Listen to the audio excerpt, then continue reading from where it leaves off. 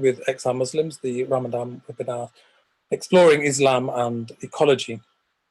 We've had some really good speakers, and we've got some amazing speakers for our last session today. An all-female lineup, which is brilliant. It's a bit looking also now into, you know, how can we act as Muslims with our faith in this climate and ecological emergency. And we've got 4 great speakers, and then we'll have a Quranic interpretation also at the end. So I've just to briefly introduce our 4 speakers. We've got Fazeela Mubarak, who will be speaking about the impacts of climate change. Ahlyah Ali, who will be speaking on climate action and faith. Munadiah Aftab, who's on the youth climate campaigning. And Nana Firman, who will also be talking about growing faith-based movement for climate justice through her work. So each speaker will just speak for around 12 to 15 minutes. And I encourage you also just to ask any questions, whether you're on live on the Zoom or through the chat, but also through the Facebook or Twitter feed, and we'll pick those questions up. And we can have a final question and answer at the end for the last half hour or so. So yeah, just to introduce the first speaker then, we'll have, so Fazeela Mubarak is an environmental conservationist, and she's worked for the last 8 years on various conservation projects, with her main focus working with communities in mitigating human and wildlife conflicts, advocacy, ranger welfare, and working in areas that are affected with climate change. So she's served as a member of the board for Friends of Nairobi National Park, and worked on its Save Nairobi National Park campaign, advocacy and education. She's also spearheaded relief efforts during the 2017 drought in Lamu for wildlife and communities. And she's currently working on fighting plastic pollution and protecting turtle nesting areas in Kenya's coast, where the population, of course, is predominantly Muslim. So Fazeela, thank you for joining, and thank you. Go ahead. Thank you. Assalamu alaikum. Hope you're all well. First of all, it's a great platform to have us talk about Islam and environment, which is when I started out volunteering, it was hard for me to put in a balance, because people were always telling me, you've got your priorities wrong. Why do you care so much about the environment when you should be caring about people? But as I went on and followed my passion, I eventually found out that it actually balances out. When you're looking after nature, you're actually looking after people. And that's one of the main things that you will see as I go on with that. So for me personally, rural communities form the backbone of conserving the natural world. Our food comes from there, from farmers who live in these areas. Our water comes from springs in the forests and mountains. And the people who live around these forests are like very vital for us to conserve these areas. And sadly also, they're the communities that are affected the most by climate change. And also most of our protected areas and the wildlife, it occurs outside the normal national parks and everything. So what you find is a lot of our wildlife is outside national parks, and they live with communities, and that's why you have this conflicts that happen sometimes. Recently, like you must have seen in the news, there's been a lot of flooding that's happening. There's invasion of locusts, and which are invading farms, and recently you have the coronavirus. That's so you can imagine how hard is it for people who are already like struggling with climate change. Now they have to deal with another pandemic, and it's like really hard on the ground. So I'll just take you some of the cases that I came through. Mostly the thing that I came across is just an increase in conflicts between humans and wildlife. So there's a school that I used to volunteer with, and I will just show you my friend's farm. Just give me 1 second. So there's this farm that can you see it? Can you see the photo? Yes. Yeah, so this is my friend's farm it's called Abdurrahman. Sorry.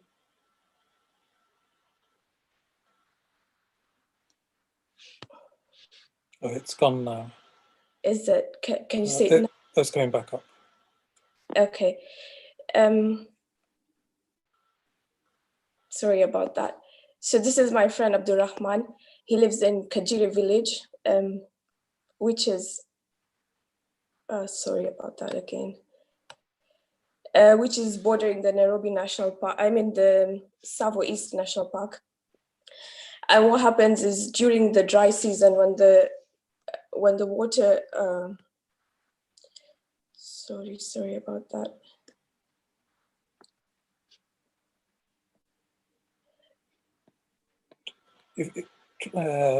Just try that again, maybe just sharing just the slide without opening the. Okay. It's not happening. Sorry about that, guys. So sometimes the technical stuff doesn't work through.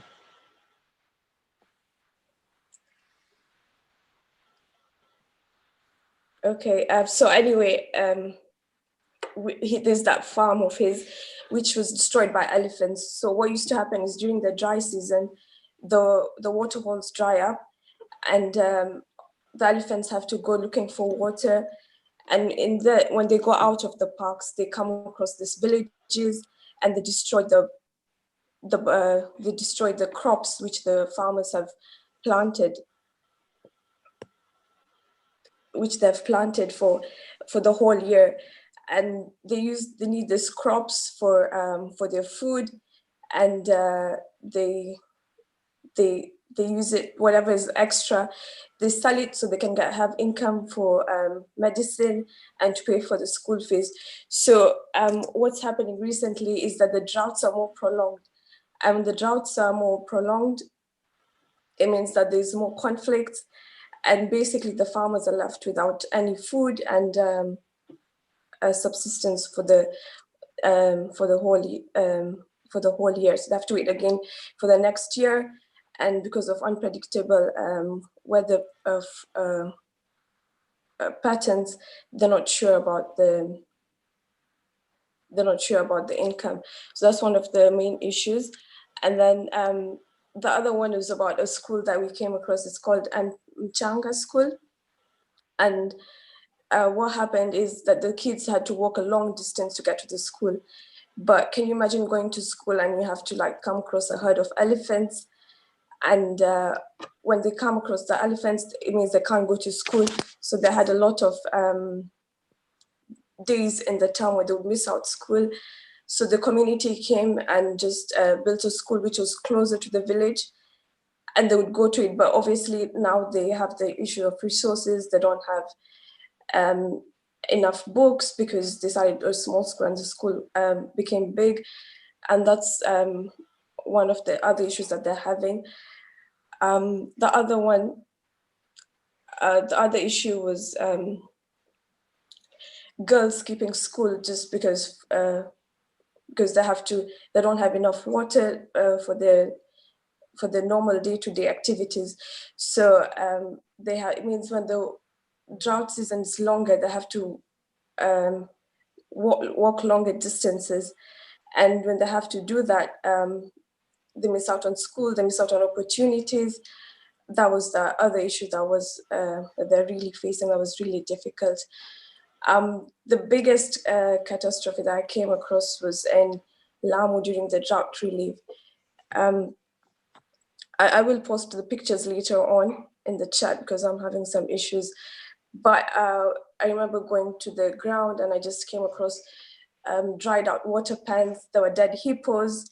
The buffalo that was stuck in the mud. And it was just a really sad situation to see. And then I came across the Muslim community over there. And they were telling me how they just had their small farms. and the wildlife would just, like you'd have buffaloes go through their farms and destroy their whole livelihoods. And it was really sad to see. And these are the people you would never see them asking for help, and they'll just tell you that just take care of the wildlife. What we want is just our farms to stay safe. Just give them water. We really don't mind that they've destroyed our farms. We forgive them because we understand it's not their fault. So it was really humbling and to see those situations in the ground. And you can see like most of the communities over there are Muslim communities. And so something that doesn't come up on the social media and around the world is how these communities are getting affected. So it just, and I've been listening to the talks, and the main thing that comes out is the issue of justice and with communities, and how we should as a whole community care about the others, especially the less fortunate. And we should like see, because it's our actions, our carbon footprint that's so big compared to theirs. And it's our actions that are affecting the climate patterns. So we should really reach out to those communities and see how we can mitigate the changes, what we can do on a personal level, so that our actions don't affect the people who are living in the global south. Sorry. So those are some of the issues. And then we have issues of communities on coastal areas where because of high temperatures, the corals are getting bleached, and the fishermen who go out, they saw the fishermen, especially in these islands, they go for fishing like early in the morning after Fajr. They're up, they take their boats into the sea, and they go and they look for their risk. And because the corals are getting bleached, there's not enough fish for them to catch. And that means they have to either go deeper in the ocean or just catch lesser fish and come back. So that means less income for them. There isn't much that they can do. And again, it's something that their carbon print is very, very small carbon print. And yet again, it affects them.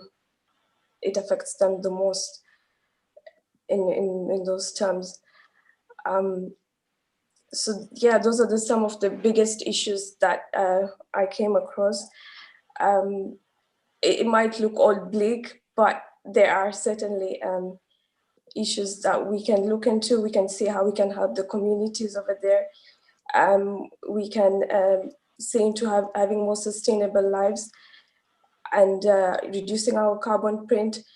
We should also look into projects that support the Muslim communities in these areas. I know we are one of the most charitable people, and it's good that we're supporting so many charity things. But I think climate change should be one of the focus there and mitigating it, because if we have these things in effect, then you wouldn't like how to deal with droughts, effectively managing it, because climate change is not something that we're anticipating, it's already here. The communities are already feeling the effects of climate change. So if we can work with projects that can help them, like we can have drought resistant crops, or if we can have areas where we have water pans that we have, you have water that's going to last for a few years until the next long rains, then that would be something that we can look into and help the Muslim communities and most of the communities that are really affected by climate change. And that's all I have to say for today. And I'd really like to engage with some of you. And if you can, currently we're having a problem with Nairobi National Park. It's being encroached. There's a lot of development that's going on. The Maasai community, they gave it was the indigenous land, and sadly it's being grabbed by developers. So if you can all in this use your social media with if you can look for the hashtag save NNP, which I'm going to post it over there, and be a part of our campaign. It will really help us, and Jazakallah khair for listening, and Ramadan Kareem and so Maqbool. Thanks.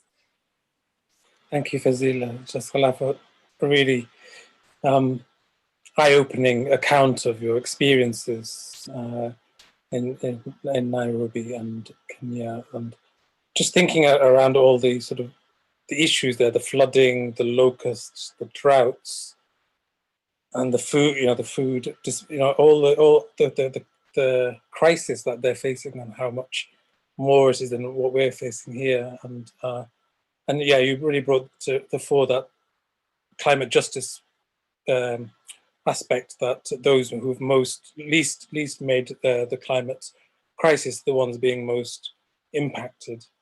And Nana would be really good to as a second speaker, because she will be speaking about climate justice.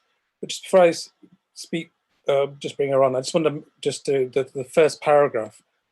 When Exile Muslims came together during the Extinction Rebellion protest in October, we put together a statement, and just one paragraph that just brings the Islamic perspective when we put the declaration together, which says, as Muslims, we are responsible for building a society balanced with truth, equity, justice, and compassion. Islam is a way of life that encourages us Muslims to seek knowledge and excel in all fields, including the sciences. Islam teaches that we should refrain from engaging in an activity once we have evidence to prove that this activity is detrimental to our well-being. We have a duty to exercise our individual and collective sacred responsibility to maintain the Quranic instruction of al-mizan, or balance, over Allah's creations. Which sort of brings in that concept of justice. So if Nana would like to speak next, or just, Nana is a native Indonesian who's a passionate agent for change in bringing constructive, positive solutions for the betterment of humanity. She's been involved in encouraging the American Muslim community, where she's at presently, to practice eco-lifestyle, which prompted her to initiate the Green Masjid project for Islamic Society for North America. And she's previously worked for the World Wildlife Fund for Nature in Indonesia, and directed the green recovery efforts in the wake of the earthquake and tsunami, and also engaged with Muslim leaders to create climate resiliency plans. And she organized the Islamic Declaration on Global Climate Change, and later co-founded the Global Muslim Climate Network, which calls to all Muslim nations to transition from fossil fuel to clean energy-based development. And this is amazing. She was named as the White House Champion of Change for Climate Faith Leaders by President Barack Obama. So that's a great commendation. So really grateful to have you here with us, Nana. Look forward to you speak. All right. Thank you, Motir. Thank you, everyone. First of all, Assalamu alaikum. I'm so glad to be here today, and I want to share my screen, and if I could, let me see. Yes, I should do it this way. Is that okay? Can everybody see my screen? Yes. I hope so. Yes. Yeah. Yeah, I'm grateful, alhamdulillah, for being here today with all of you. And I think that all of us get together today, especially in the last moment of Ramadan, is a testament that, like we are standing up and leaning up to what is happening right now around the world, be it with the COVID-19 pandemic, as well as the climate emergency that we are all facing together. Fazeela just shared earlier about what's happening in Nairobi at the moment in Kenya, which is devastating, and we are all see around the world we face the like suffering, be it, the current pandemic, as well as what's happening across the globe with this climate crisis. And so as mentioned, I'm originally from Indonesia, and I've been working on this issue for some times now. So I have like some colleagues also in the UK that is, my comrade. Like, as you're probably aware that as Muslim, we're like most of the time we're the minorities among the, environmental movement, but then also as an environmentalist or climate activist, we're the minority among our Muslim brothers and sisters.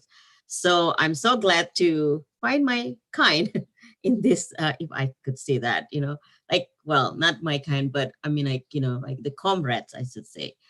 So then we can, support each other and also strengthening together. So yeah, so like I want to like share a little bit about what I've been working in the last few years about growing the faith-based movement for climate justice. So let me just move. Yes, we're aware to change everything. We need everyone. So like we want everyone to be part of this. And most of the time, as I mentioned, that, like in the Muslim community, especially, they don't think that environment or climate issue is part of the, like Muslim issue, or like it's somebody else's issue, the outside world issue. So how can we bring this to our Muslim sisters and brother and communities at large, that this is our concern as well? And especially it is incumbent upon us as Muslim to care for our planet, for the earth, as the Khalifa upon this earth, right? So that's what we actually like mostly face among the Muslim community. But then the people of faith have power, actually. What is the potential of the people of faith on this crisis? And then like, what is their power to change the course? Because all this time we see a lot of the movement is very heavily just in scientific, the scientific, like research, which is good. But then, like not so often actually like bringing this moral responsibility from the faith perspective. So like, how can we actually bring that? And we, of course, like, like we have challenges because like, like we often think that, this is what is like standing on the, it's consider, people don't consider, a lot of people of faith don't consider that the climate issue is a social issue, that is like, we need the social movement for that. But then we have, like also challenge because as I mentioned earlier about that, like looking at the environment as not as a social issue, or they looked at it as the political issue, which, a lot of like many faith groups don't want to be involved in politics, or, it's just like the institution is too slow and a lot of bureaucracy. Or like in many other, like especially in the West, a lot of like people are living religion, especially the young people, and they don't want to have anything to do with religion.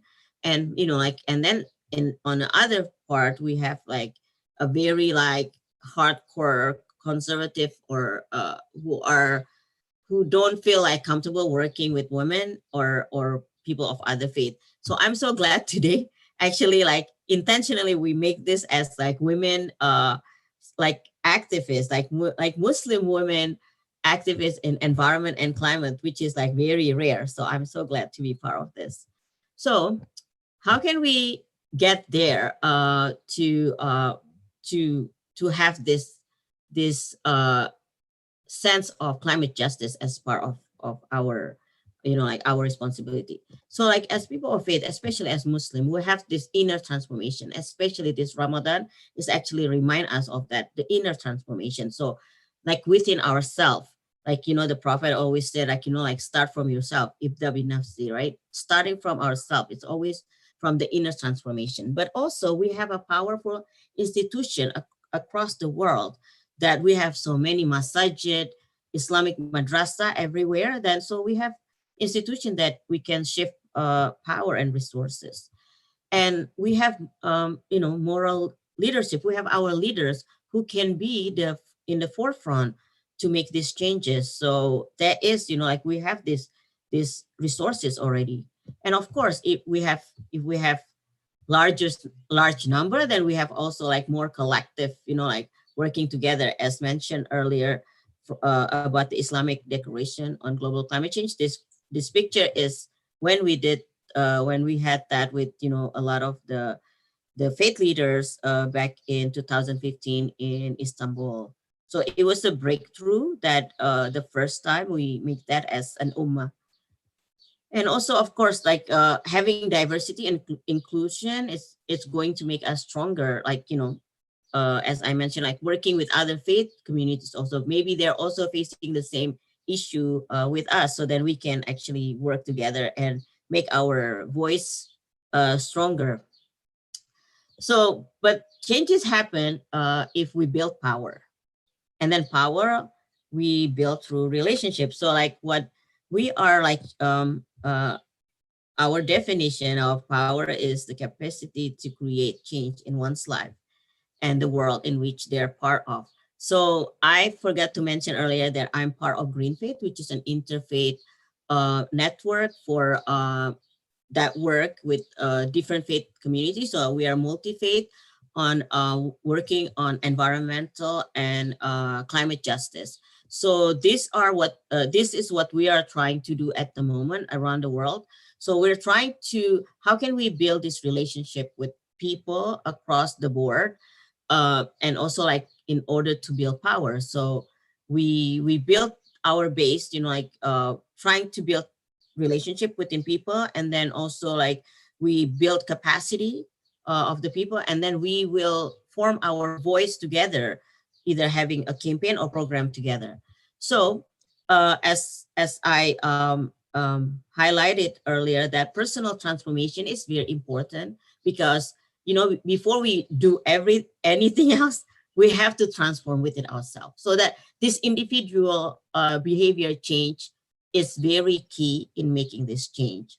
As mentioned in the introduction, that I've been trying to work with the American Muslim community, how to apply eco lifestyle within their life, like within their families, in their homes, but as well as in the masajid. So introducing that, and with that, we are bringing from our homes to our institution or our house of worship, our masjid, our madrasa, Islamic centers, that we can make the change as well. And then hopefully with that, we can work with people of other faiths also who's going through the same thing, and then we can build our like power together, like stronger together, and then hoping that we can do the systemic change together, because then so it comes from personal change, like communal or institutional change, and then only then we can change systemically. And we need like all of that, our leaders or our members of our communities of this ummah buy in and then get involved on that. So what Green Faith is trying to do at the moment is like we're trying to form this community of care and resilience around the world, that formed by individual who wanted to change themselves. But then if you just do it by yourself, probably you feel alone and like very hard to do so. But then if you form like a circle, like 3 to 5 people within like your communities, then you have like a support group. And then this support group, like these circles around the world, then we can connect them with other circles. Like for example, Fazeela just mentioned about this this conflict with elephant in Kenya. How can we engage people who in the villages who's facing that with other people who are also facing that?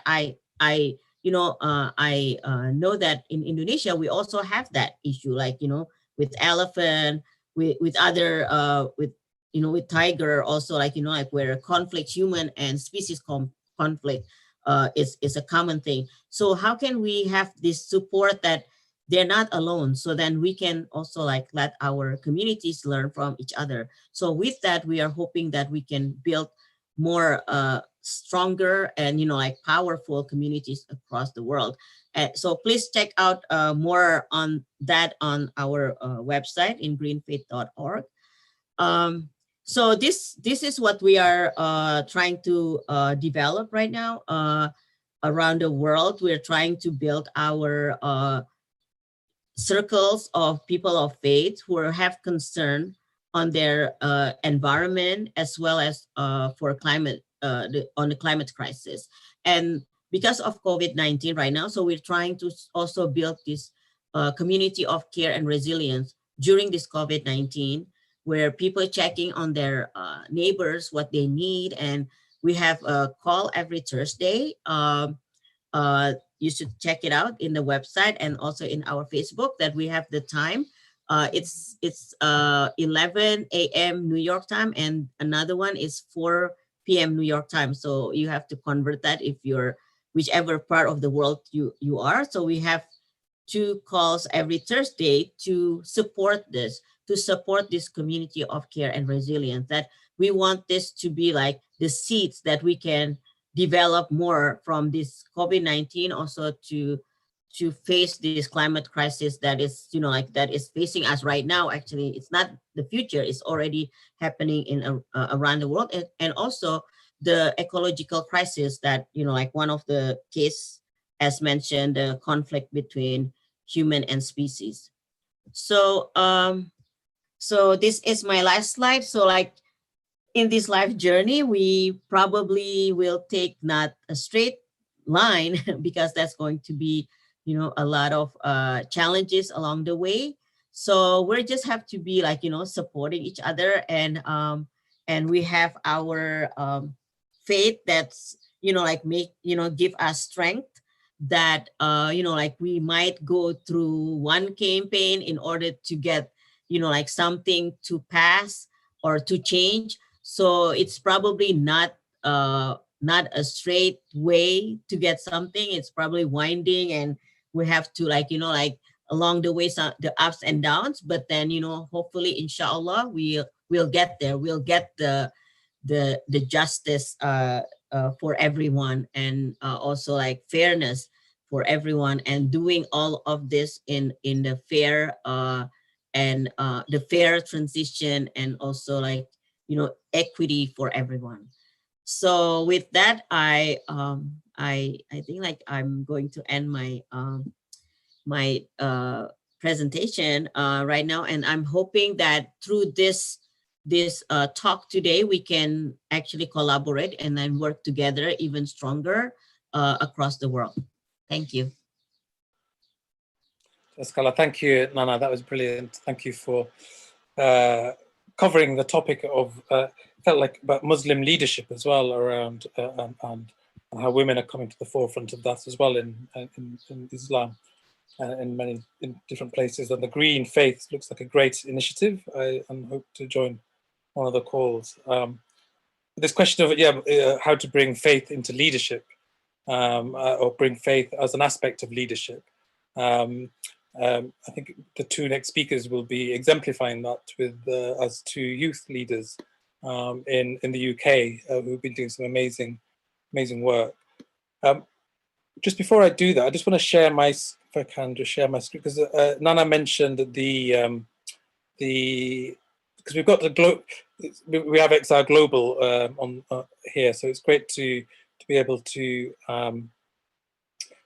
be having speakers from different countries. And I just wanted to, she mentioned the Eco-Islam Declaration on Global Climate Change, and if I can just, so if you just to show that this declaration exists, that brings many of the concepts from the Quran into a declaration, and it seemed that there were many And I think Nana mentioned the word Ummah, and just for those who don't know, Ummah means the Islamic community. It's a bit like Sangha in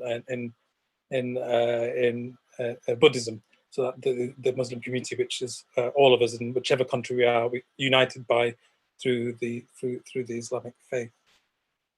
Okay, great. And so yeah, the next speaker we have is Ahlyah, and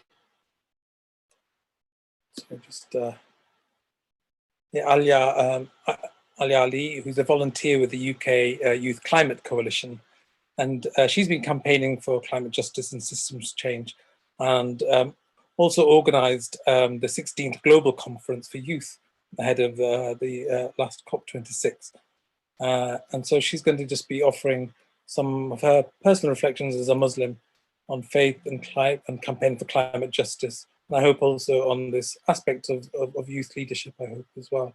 So Ahlyah, feel free to speak. Thank you.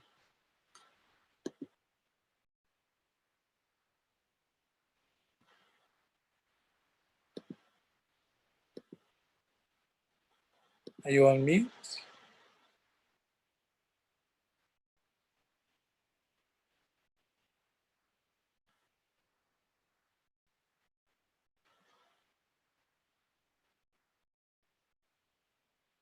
I wonder if she's dropped off the call. Just want to see if I can find her name. I think she may have actually dropped off. So while we wait to see if she's rejoins, I think she's not.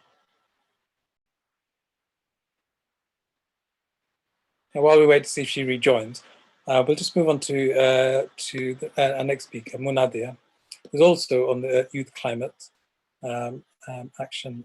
She's a faith-inspired activist, passionate about serving a community, reinforcing other women, and challenging political structures in the hope of achieving justice. Some of her work has included contributions to the first Prevent Strategy review report in 2016.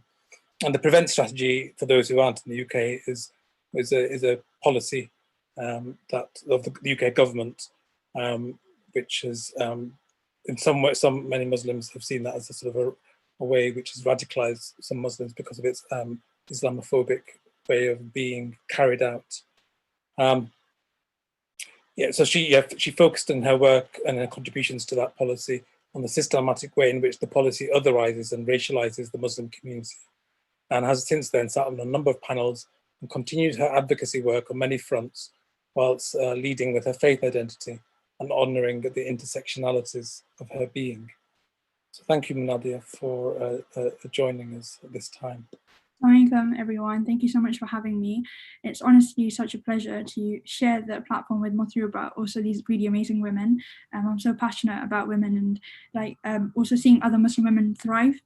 I think there's often a misconception about where our voices are situated, and it's perfect when we're just enabled to provide our own ones and not spoken on behalf of. In relation just to one correction, it wasn't the Prevent Strategy, it was the Anti-Prevent Strategy report. Just to clarify, because in case anyone just pins me on that and I'm like, no, I'm fully not on board with that.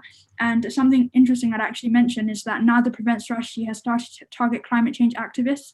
So if they think that climate change activists are too radical, then they will be policed by the Prevent Strategy. So something that might want to be considered. So if you're a Muslim student talking about climate change like I am, it's a bit of a difficult situation right now. I hope everyone is well, especially during this time. It's quite like an uncertain time. And it's interesting though, because you see the measures that have been taking place when it comes to COVID and the COVID situation. And for a long time, when it came to climate change, the government just said that we weren't able to mobilize in the way that was necessary. But you see that when push comes to shove, there's always ways to mobilize. And there's always ways for capitalist structures to take pause. And so it's interesting that this time has come at a time that it has. And it's unfortunate that we've had to lose so many lives in the meanwhile. I've lost my grandfather and my great-grandmother in this process. But I think it's really important to look forward to seeing what life's going to look like outside of the virus and outside of COVID. Sorry, would you mind sharing the anti-prevent report? Yeah, I'll find a link to that and I'll try and send that, inshallah. I think so I said I wasn't going to share a presentation, but I just picked up an old presentation that I made in January. I attended a climate conference and we discussed the role of faith communities. So previously, I haven't done much work with XR. I've usually done this work quite independently or with Islamic Relief. And I think it's really interesting, and I'm really appreciative of the fact that this new conversation for Muslims opened up within XR, because this often direct action hasn't been seen as a way to facilitate religious communities. And so it's really important that we start opening up this discussion of why XR and Muslims can work together in XR in different communities, and why climate change activism falls outside of direct action, and why so many different groups of people can facilitate the work that climate change requires in order to heighten the discussion around it. So I'm just going to share my screen with you. Is that okay, Mathur? Yeah, great, thank you. Just keep in mind this presentation was for this specific away day for climate change, but in essence it was a conversation between different faiths about what we can do as faith communities and faith activists to mobilize in regard to climate change.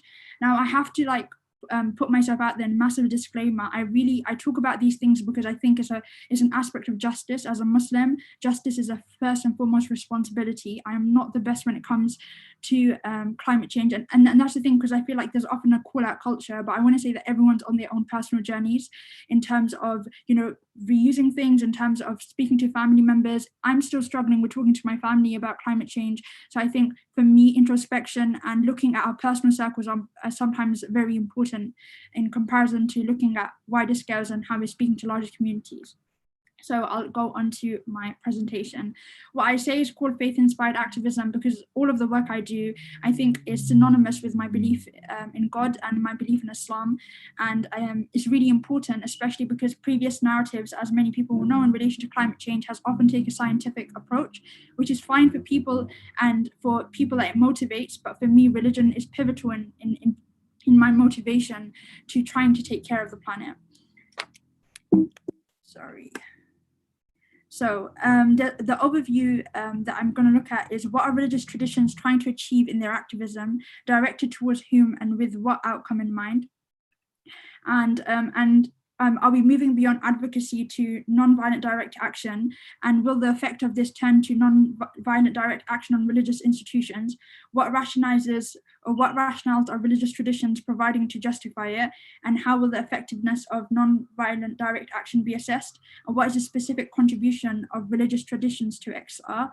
Now, as an individual, I can't really speak about XR in of itself, especially because I'm someone that falls outside of the organization, but I can say that I do believe that all work should be done together, and we shouldn't be, as in, I have to be honest, growing up with the climate change movement, I was often skeptical of what XR could provide me as someone that was BME, as someone that was Muslim. But I think with these platforms opening up and with these such great organizations or subgroups opening up, we're talking about things that are really important. Being a Muslim, I still talk about gender, and I still talk about class as playing pivotal roles in what it means to be a climate change activist, because it'd be really dismissive to talk about climate change without talking about poverty, without talking about austerity, without talking about access of information and how accessible this conversation is to people and to the everyday person.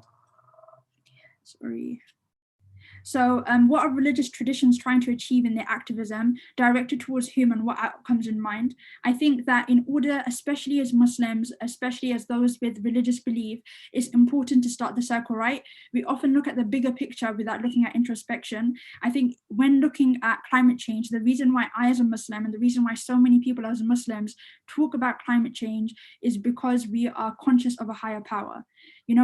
A lot of everything that we do is incentive based. What do we see at the other end of it? Why are we doing what we're doing?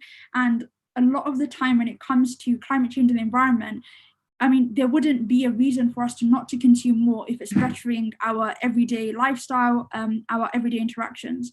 And so the first point at which we decide that we want to be more conscious of the environment, but be conscious of other people, is because we are conscious of a higher power, we're conscious of God. And in the case of Muslims, we're conscious of Allah and what He wants from us. And the next thing is consciousness of ourselves, where we situate ourselves, what our morality looks like, and how it is that it's going to affect and reflect in our work. The third thing is consciousness of the ecosystem around us, the people, the environment, and then the interconnectedness of it all. I think if we start from within and work out, we're able to make or create more productive work, and we're able to work with each other in a more empathetic way. One thing I really want to recognize when talking about climate change is that there is no homogeneity in it. I think I'm going to come to that. But before I go to that, I just wanted to specify this specific phrasing. I don't think it's in the Quran. I think I misquoted that. Forgive me. I think it's a hadith, but tread lightly discusses what the Prophet ﷺ said about how we should touch the planet. And I think this is really profound. Like in all of the climate change movements, and there's so many things about how the earth is green and beautiful and Allah has sent us as wardens upon it, but tread lightly just is so profound to me, because you walk on this earth without leaving a mark. That means both physically, that means both mentally, both emotionally. Like when we walk on the planet, we really need to be conscious of how we're harming it and how and what state we're going to leave it in. I'll skip some, but one thing that I want to talk about, and I think a lot of the time what we need to do when we're having conversations about climate change is, what are we going to do? What's the proactive way in which we come out of this? Now that we've had Ramadan, I spoke about, asking ourselves why we're doing this. This whole month was for introspection into what our relationship is like with God and what our relationship with is to our religion. And in that, hopefully we've retuned our consciousness. We've retuned why is it that we're doing what we're doing. And if we're serving the planet, it's to serve God. And so what can we do outside of Ramadan? What can we do as a Muslim community moving forward in order to help this campaign overall?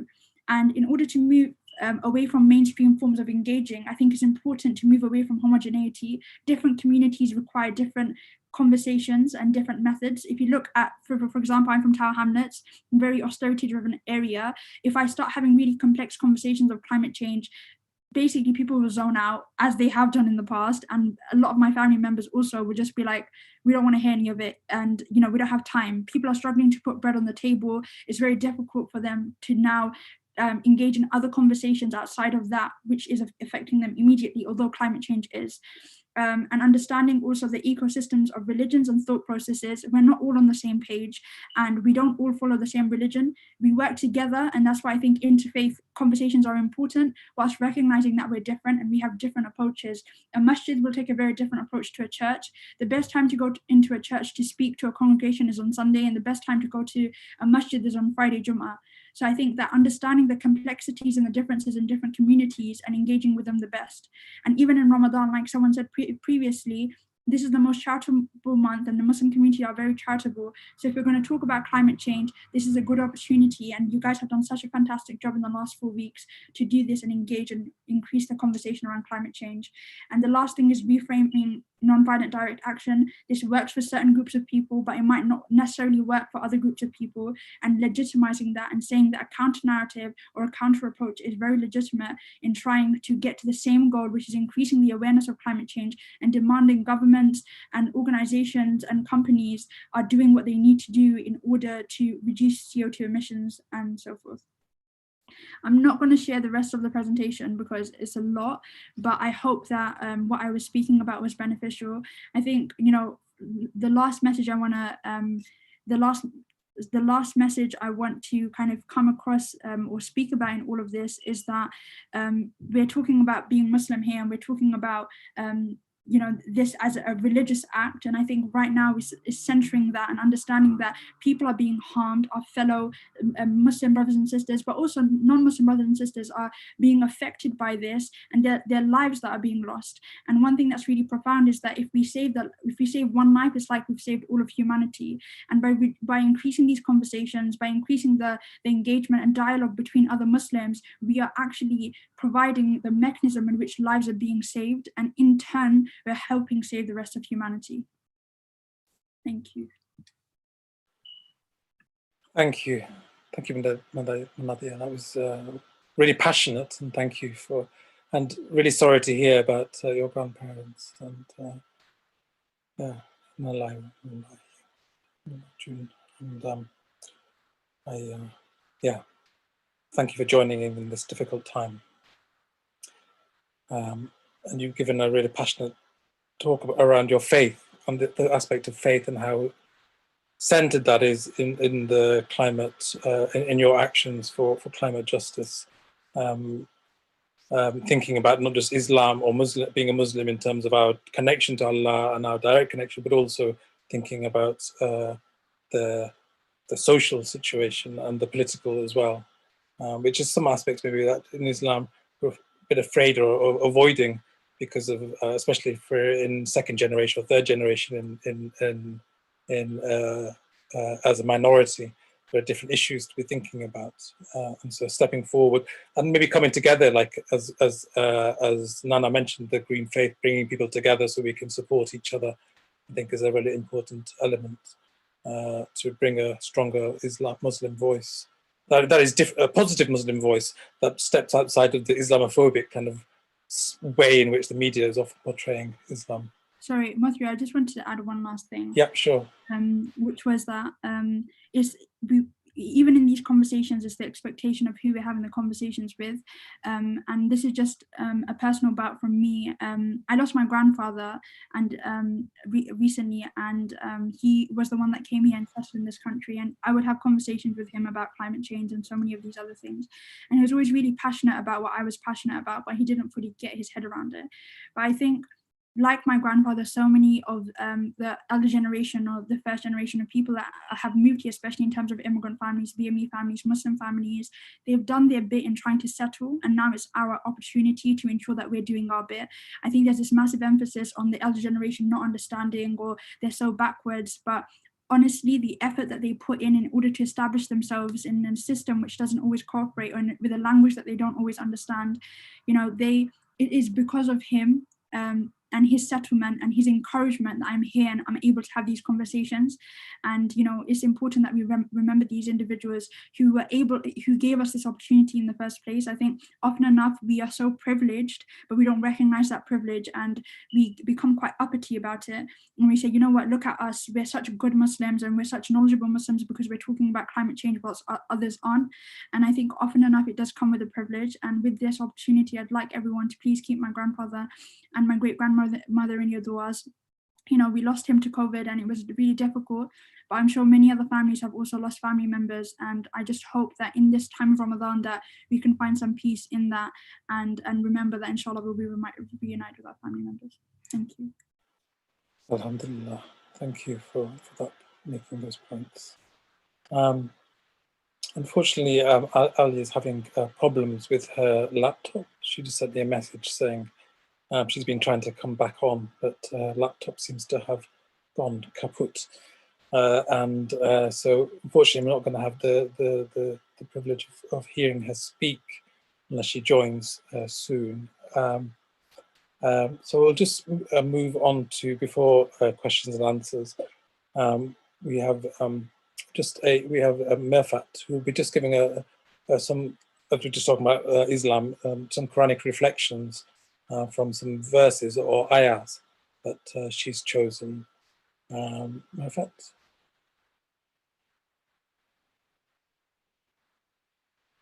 You're on mute. Assalamu alaikum, everyone. Walaikum salam. Can you hear me fine, yeah? Yeah. All right, okay. Sister Fazeela will play so people can hear the Quranic, and then I'll come back.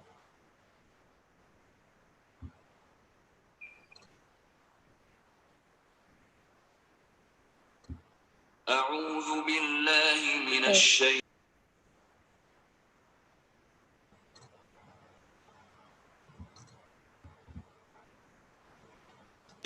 Sorry, I just have a little bit of an issue. Just give me 1 second. Just for our listeners as well, it would be both in Arabic and English as well.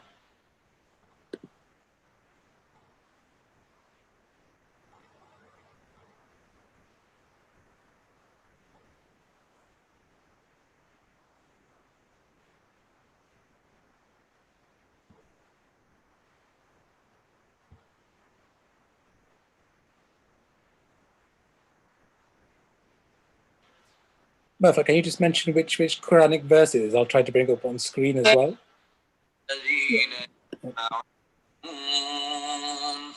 والموتى يبعثهم الله ثم إليه يردون الله. And they say, why has a sign not been sent down to him from في الأرض ولا طائر يطير بجناحيه إلا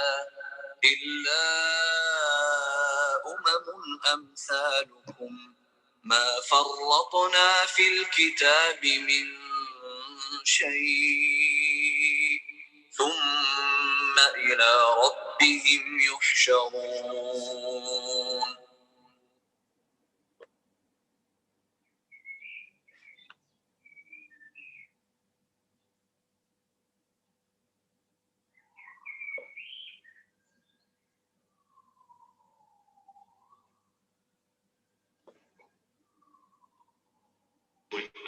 ألم تر أن الله يسجد له من في السماوات ومن في الأرض والشمس والقمر والنجوم والجبال والشجر والدواب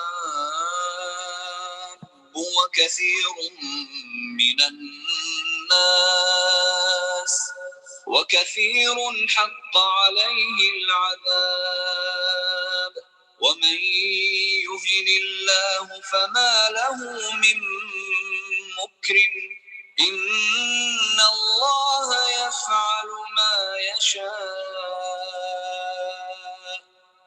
Do you not see that to Allah prostrates whoever is in the heavens and whoever is on the earth, and the sun, the moon, the stars, the mountains, the trees, the moving creatures, and many of the people? But upon many the punishment has been justified, and he whom Allah humiliates, for him there is no bestower of honor. Indeed, Allah does what he wills.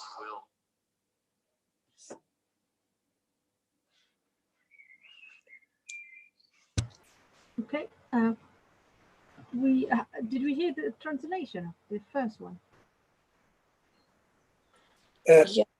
Yeah. Okay.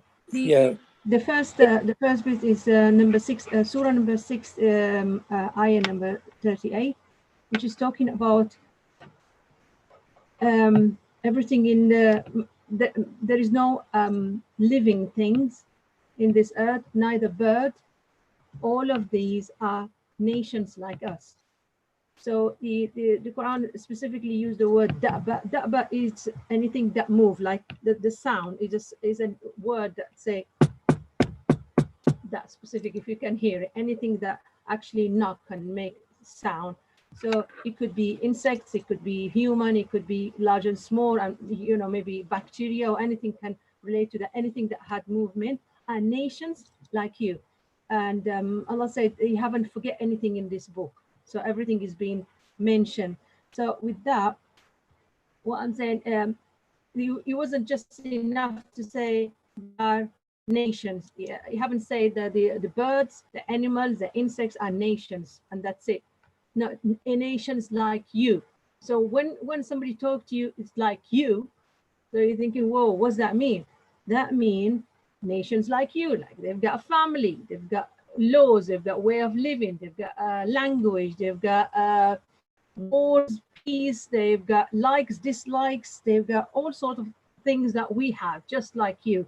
So that's a very, very strong statement to say that, the smaller to the bigger creatures around us, they've got the right to exist. It's not just that, they are just like you, as important as you to your family, as important the little ants to the tribe that they're coming from. So that was the first bit. The next bit is everything around us, all the creation are created and they are worshiping Allah in their own ways. And it mentioned it exactly: the sun, the moon, the stars, the mountains. The mountains, have you seen, you have not even think about the mountains as a living thing, but the mountain actually, do their own prayers. The trees, so everything is mentioned here, and the da'ba, anything is moving. So I think it's so inclusive ayah that have everything in it, you know, from the sky that we see and the stuff that under the ground that we don't see, they're all included, and the people, and some of the people don't.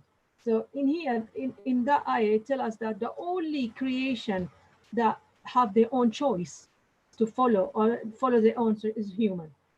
So all the other creation, all the moons and sun and the animals around and insects and so on, they are obedience. They do what we say. They follow the nature being. They're doing their own things. How Allah inspired them. They don't choose. We are the only creation that we have choice. So we can choose to worship or not to worship. So that's Surah it's number 22, Surah number 22, 73. So the other which Sister Fazeela put the other two verses there to talk about the flies and the mosquitoes.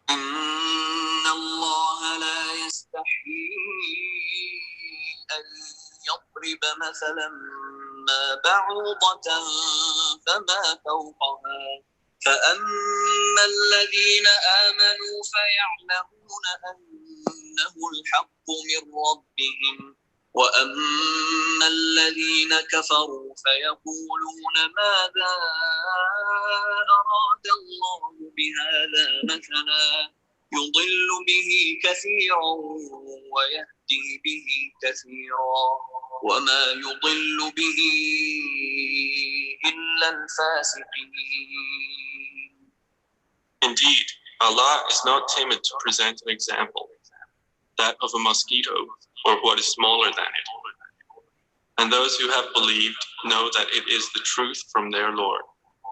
But as for those who disbelieve, they say, what did Allah intend by this as an example? He misleads many thereby, and guides many thereby.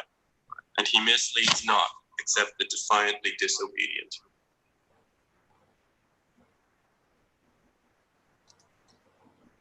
And the next one. يا أيها الناس ضرب مثل فاستمعوا له إن الذين تدعون من دون الله لن يخلقوا ذبابا ولو اجتمعوا له وإن يسلبهم الذباب شيئا لا يستنقذوه منه ضعف الطالب والمطلوب. O people, an example is presented, so listen to it.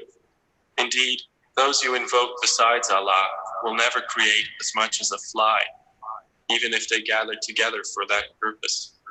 And if the fly should steal from them a tiny thing, they could not recover it from him. Weak are the pursuer and pursued. Brilliant, thank you. Yeah, the two ayat uses the word. There is example. You know, Allah used those word example. You know, just like when you want to call your child, hey, you know, you want to have something to wake people up. So, oh well, listen to it. There is example here. Last week we talked about stories that the Quran said. The Quran uses example, and then said, you know, the mosquito or bigger or smaller fly or wings of fly. So, you know, using those two incredibly annoying creatures, you know, come on, you know, you can love creatures and everything, but you don't want mosquitoes and fly, you really hate them. So like, you know, spreading of disease, really unnecessary thing. But Allah said he's not shy. He used that he's not shy to give example of mosquitoes. I mean, the people who believe, they're going to understand. The people who don't believe will say, why God talking about mosquito? You know, these annoying little things.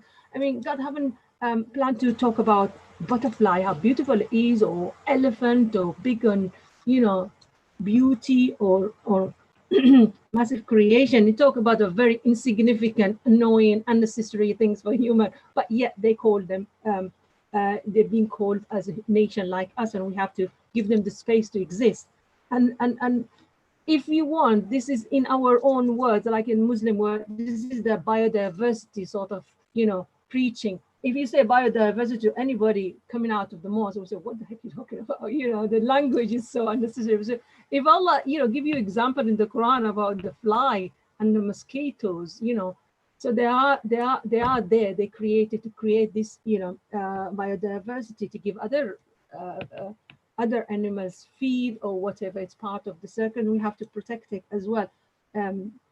Although is one of the, you know, or two of the most annoying things. And you can see that the Quran, Allah subhanahu wa ta'ala created this sustainable balance. We always go back to the word balance, and the world is created, you know, as a balance to be all having all these diverse living creature. And it told us example, they're just like you. And then I come to an example about the Prophet Muhammad told us story.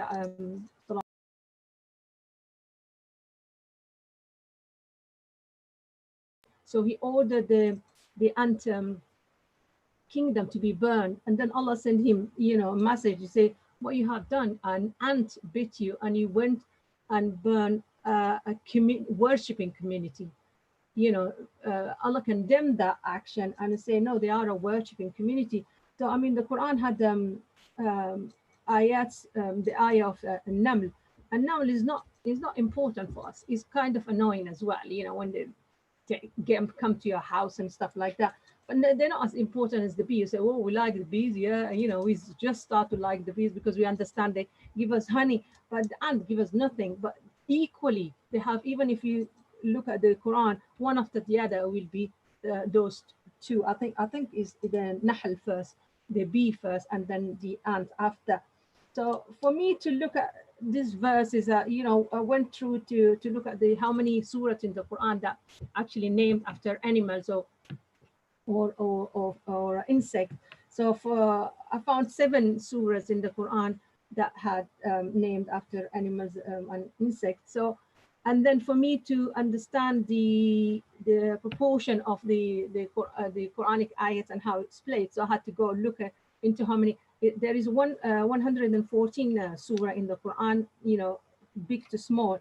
The biggest ayah in the Quran is Al-Baqarah, which is the cow, name after the cow. It's the most important one, had so many laws in it, and it's like, whoa, that's the whole things in it.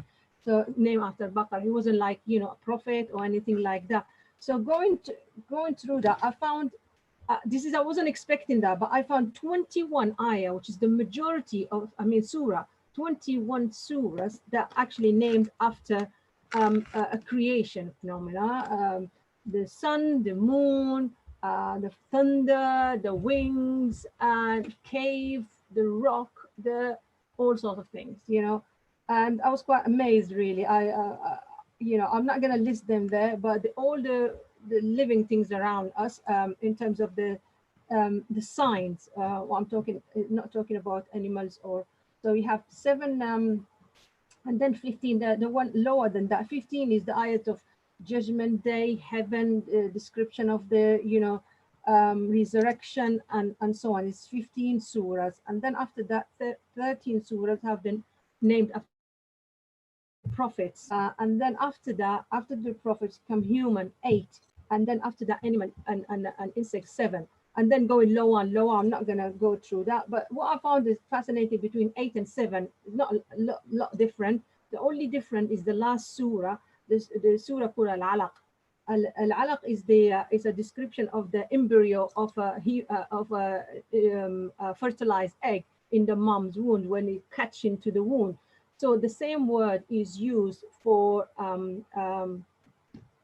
liches, alaq, which is any or like what is the cocoon of new you know, butterfly or whatever it is. So it's a similar word to use that. It's a sort of split. And then if I looked at that surah specifically, that surah is beautiful, and all what they're talking about.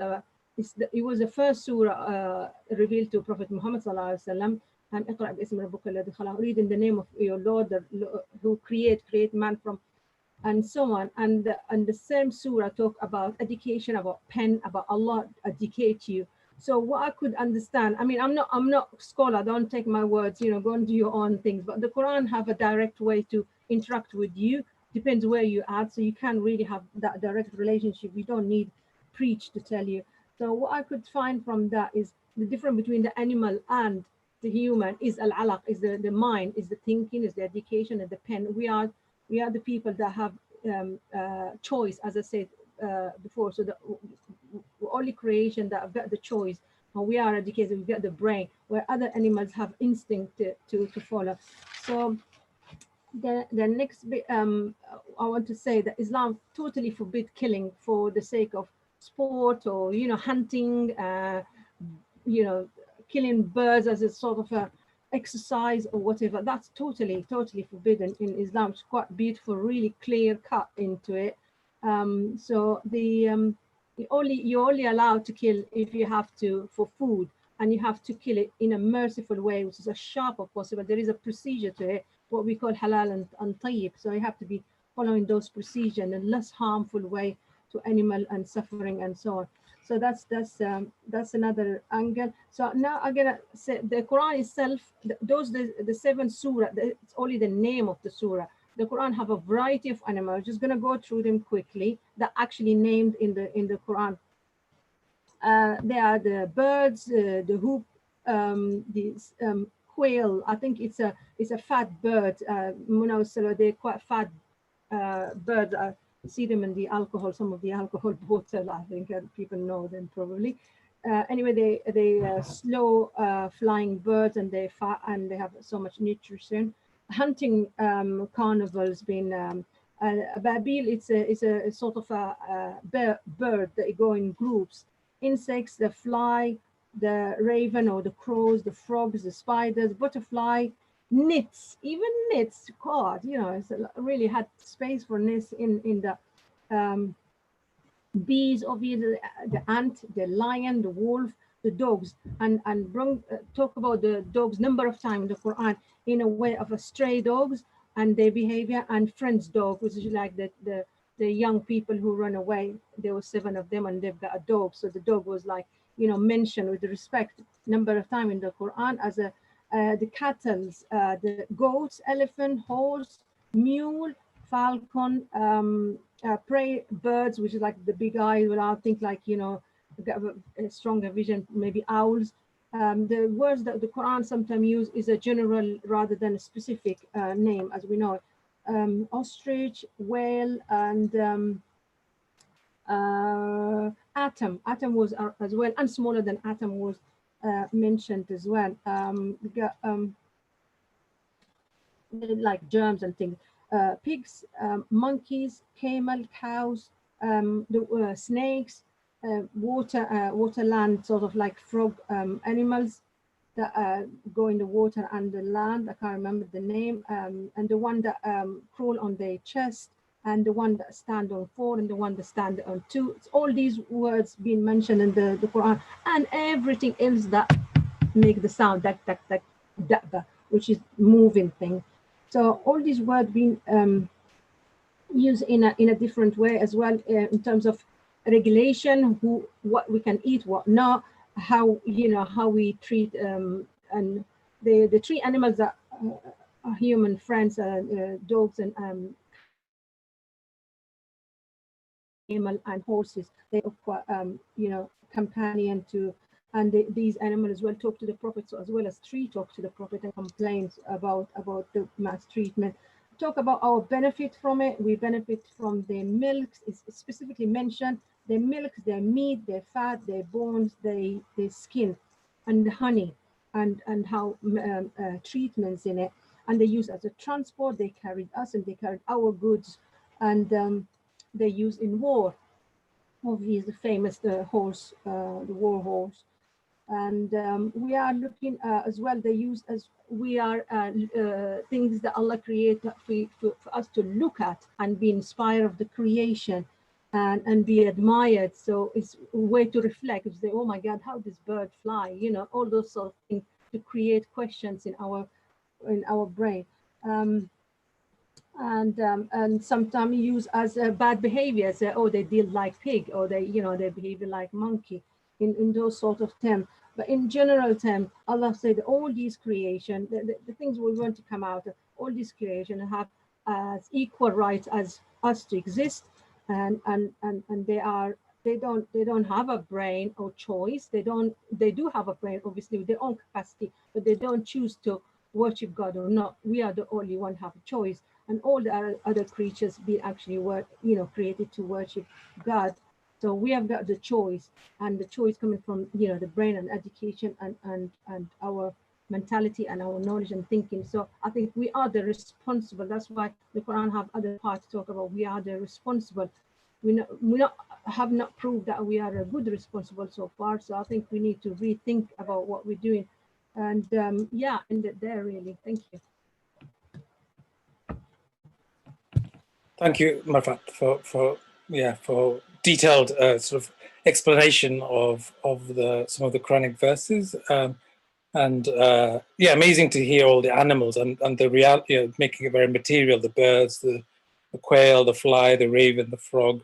Makes me think a lot of, in indigenous cultures, they often talk about the flying ones and the feathered ones and the two-winged ones and the four-winged ones. And the Quran has also, is naming all these creatures. And the Quranic verse that you first mentioned, I think, which was just for our friends who aren't so familiar with the Quran, I think was really important. And I did try to bring it up on the screen just so that everybody could see this this particular verse, because it's different from the in some ways it talks about all communities of are like you, are like the human beings. So all communities of animals have its own song, have their own way of worship that we need to remember and bring into balance. We've just got actually a bit shorter time for questions than we had, and I've noticed there's quite a lot of comments in the chat box, and there's quite a lot of comments also in the Facebook, but not so many questions as such. But there have been some great comments. Ahlyah has made a really important comment about making an observation that we can get very wrapped as an individual into environmental purity and think it's enough to recycle meat. But what we need are these systemic changes in transport options and so on, and why it's therefore finding a community so empowering. So I think that's really important. That goes to what Nana was talking about building the communities. Unfortunately, I think Munadiah might have had to leave early. She's got an exam, so wow, she's got lots of pressures on her giving this talk and an exam as well. But also, Munadiah mentioned this phrase, tread lightly. And she thought it was one of the phrases or one of the statements of the Prophet Muhammad ﷺ, peace be upon him. But one of our members has found the actual verse, Sami, who has found the verse that's actually in the Quran, where it says, the servants of the Lord of mercy are those who tread lightly or walk humbly on the earth. And then the foolish address them, and then those who walk humbly reply peace. So they always bring peace in their comments. Does anybody have any, if you do have a question that you'd like to ask, do please just either raise your hand or put a reaction. I can see here, or put on or just speak into the microphone. Unmute yourself. I think we have Nasif who's got a question. Would you like to ask your question, Nasif? Assalamu alaikum. I'd just like to bring our conversation to the discussion we had earlier about, in fact, someone told how some conservative Muslims they found it hard to work with women, alongside women, having that conservative view of gender separation. And how do we bring conservatives and people, maybe Muslims with liberal views, together to combat climate change and environmental conservation efforts? And or do we separate them? Do we approach them differently? So if anyone has any comment on that. Thank you. Important question. Who would like to answer that question? Nana? So I can start that. So like there's the climate communications organization in the UK, actually based in Oxford, who did that studies on you know, like different faith teaching and communities, how they actually communicate the issue of climate change. So for Muslim particularly, when they you know, like when they did the trial, they had it as a separate men and women, because then, you know, like we want to hear more when we are separated, like the women speaks more on what is their concern, what is their hope, what they want, they're willing to work with. So I think like it based on like how our community is formed, we work with what is, you know, like what is like where we are, where they are, and then we build up from there. So then we don't want to force like, oh, this is the only way we're going to use it, and that's going to like kind of, you know, it's not going to work. So the way I see it, like when I work with Muslim communities, I look up first like how is their communities. If they're very like, you know, like they don't feel comfortable in a mix like, you know, like a mixed gender space, then like, you know, make it as a separate you know, like a session, or like a separate communication, like, you know, like discussion, until they feel comfortable that this is our issue together. It doesn't matter like you're man, women, you know, like even Muslim, non-Muslim, like we all live in the same earth. So we're sharing whatever others like destroy the earth, and we're going to bear the brunt also. So then the same thing, if we destroy the earth, then other people, like other generation, will bear the brunt as well. So I think like we work from like where our community is, and then like we build up from that.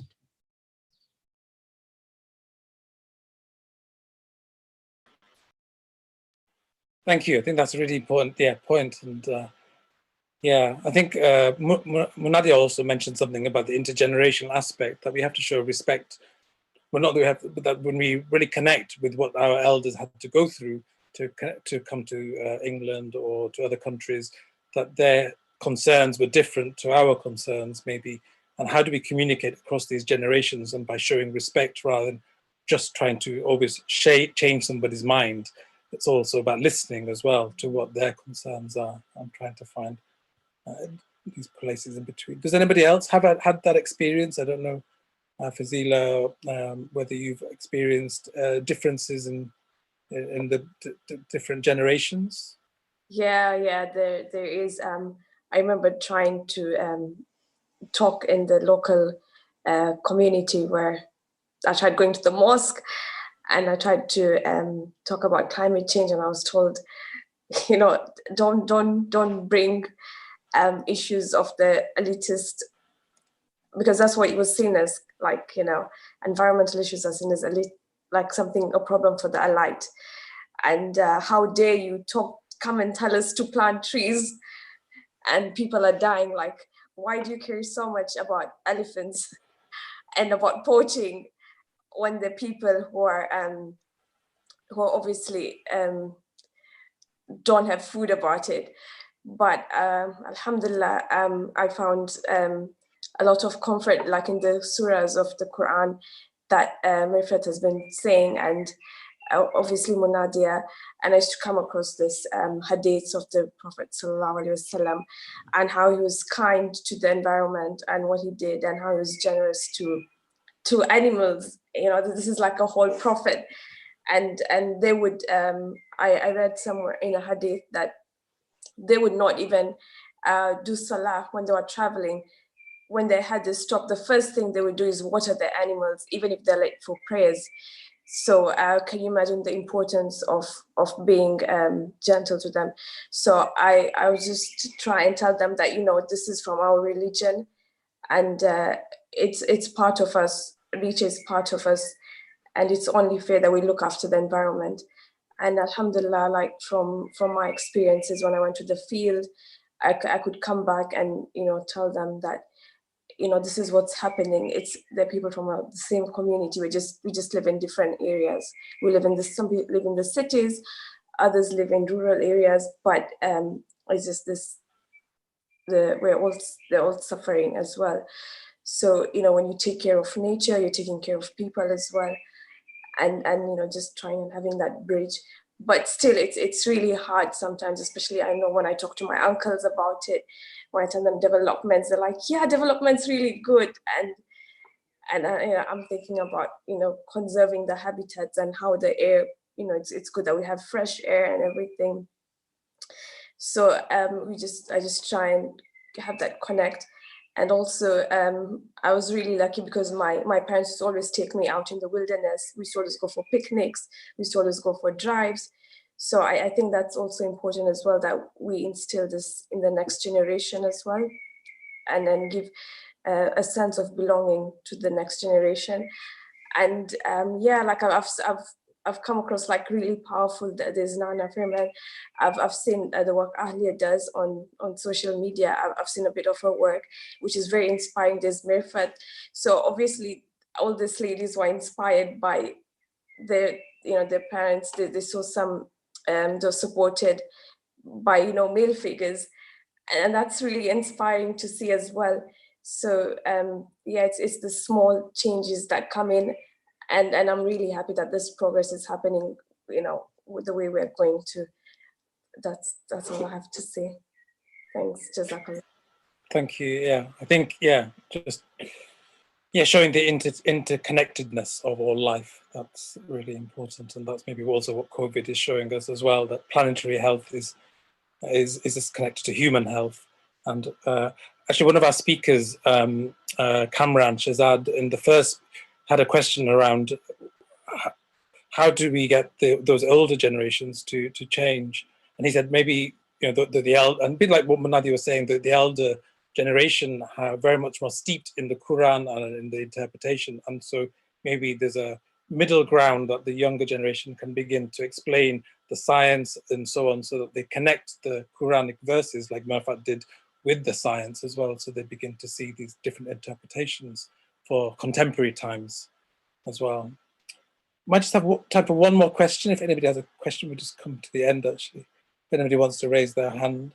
And did have a question from Apriani actually, just in the chat, speaking about Indonesia as the most populous Islamic country. What approach do you think is suitable to increase Indonesia's people's concern on climate change issues? I'm just going to put a link there because we did have a speaker from Indonesia who was Fathruddin, Dr. Fathruddin from Indonesia, who spoke at the last webinar, and he spoke about the conservation movement that he's been initiating in Indonesia around conservation, and he's done some amazing work around. This is an interesting word, around fatwas, because I know in England in particular we see fatwas as a very negative thing because we see it as we see it as in relation to a particular fatwa, but fatwa just means a ruling, and it means an Islamic ruling that has come together by the Islamic scholars.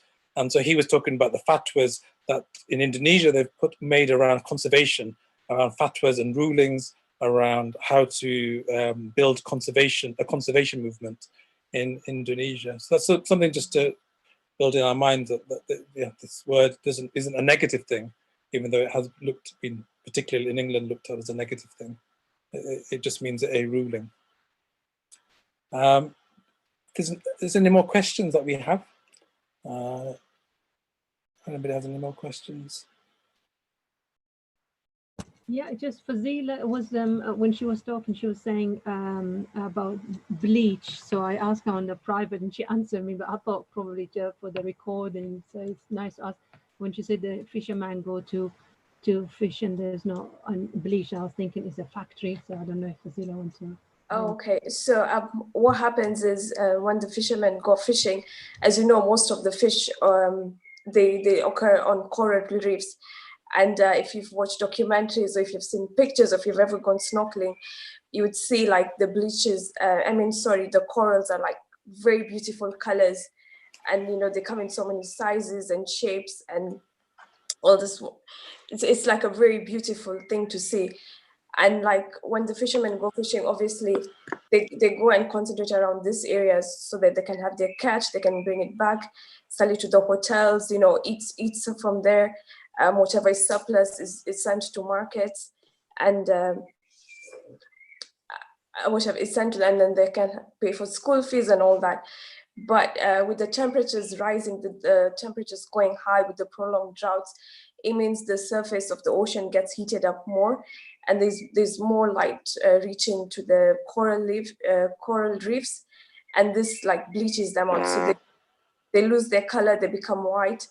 So the fish don't have food, and the fish start dying out, and this means there's less catch for the fishermen, and they have to go like further away and deeper into the ocean, which is obviously more dangerous, and it means less income and less livelihood for the fishermen. So that's what I meant with the bleaching of the corals, and it's a big problem with one of the big issues with climate change and fishermen communities.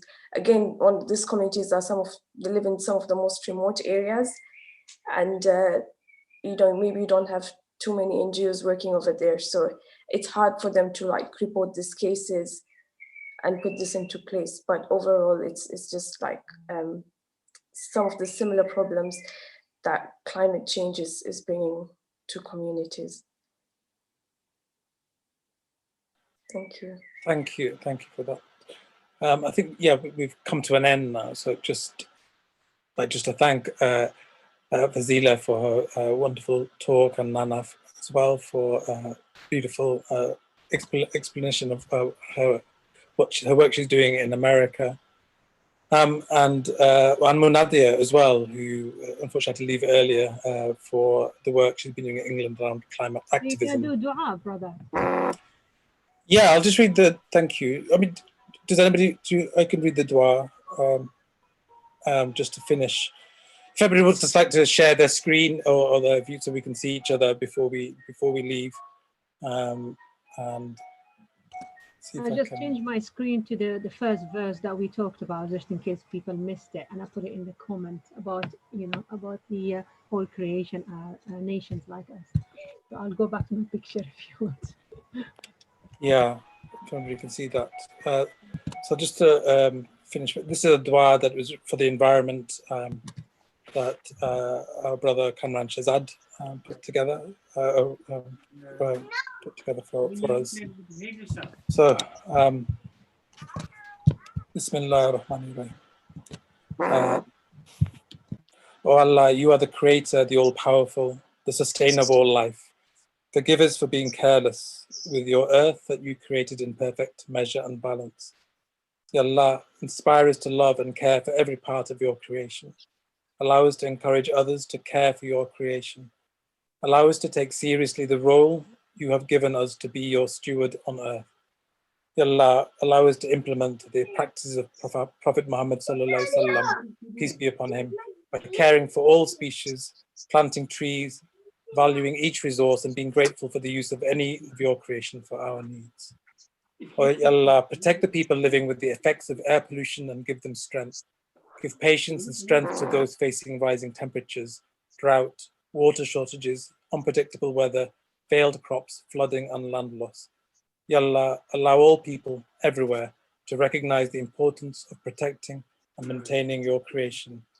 Ya Allah, change us and use us in ways you are pleased with for the restoration of your world and the protection of all people. I don't care. Ameen. I don't care if I'm not going to watch it. I just don't want her to watch it. Thank you, everyone. Thank you, especially to our speakers and to our listeners for staying with us for these 4 weeks through this difficult Ramadan. And for Eid Mubarak in the next few days, just in advance. And hope it's a good Eid, we can face together this future that we're moving into, and hopefully we'll come out of lockdown soon. Thank you, everyone. Thank you. Thank you. Thank you. Bye. Eid Mubarak, everyone. Mubarak. Thank you. Assalamu alaikum. Night of power tonight. Ya Laylatul Qadr. So make the Inshallah. most dua, inshallah. Assalamu alaikum. Ameen, inshallah.